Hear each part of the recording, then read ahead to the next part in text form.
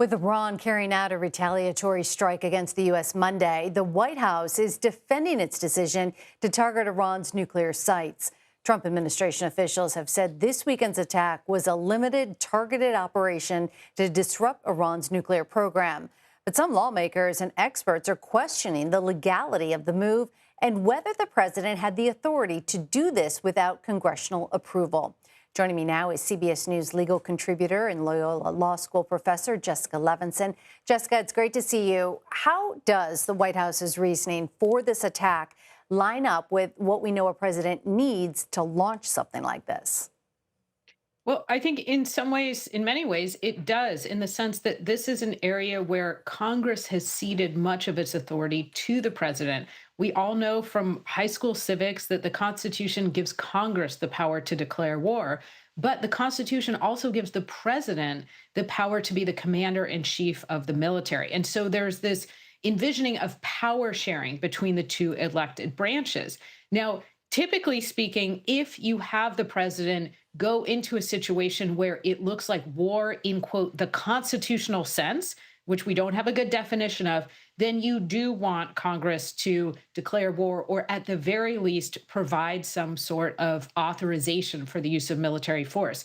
I don't think we have either one of those today. So what we need to look to is whether or not there's inherent power under Article 2 that grants the president power in order for the president to have ordered these strikes. And I think there's a good argument that we basically don't have bright lines here, and that when it comes to the president saying that he's responding to an imminent threat and that it's in the national interest, we generally defer to the president.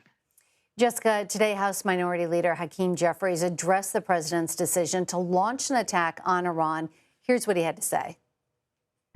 The use of military force, which is offensive in nature, must be approved by the House and the Senate. That's according to the Constitution. It's not optional, Donald. It's not. Jessica, are there any additional checks on what the president can do here? So they're very limited. So Congress could say we're cutting off the funding. Congress has the power of the purse, has the power to appropriate funds, and Congress could say, you know what, we're done. We think this is an unconstitutional action, and so no more funding. The past indicates that Congress really doesn't do that very often. And we can look to a couple of other situations over the last 15 years, strikes in Libya, strikes in Syria, where presidents have essentially taken unilateral action and Congress hasn't done much. Then the other check would be the judicial branch. And here again, we see judges generally deferring to presidents when it comes to these questions, which federal judges in brief generally view as political questions that are outside of their purview.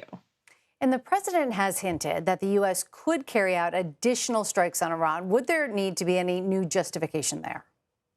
So ideally, there would be. I mean, in the sense of the Constitution, again, saying this should be a decision where there's shared power.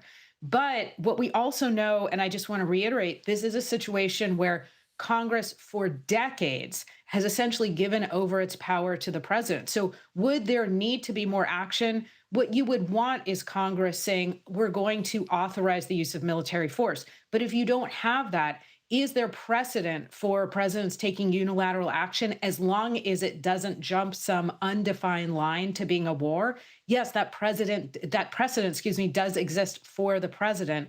All of which is to say, this is an area where we just don't have a lot of bright lines, and we do give a lot of discretion to the president. Complicated topic for sure. Jessica Levinson, thank you. Thank you.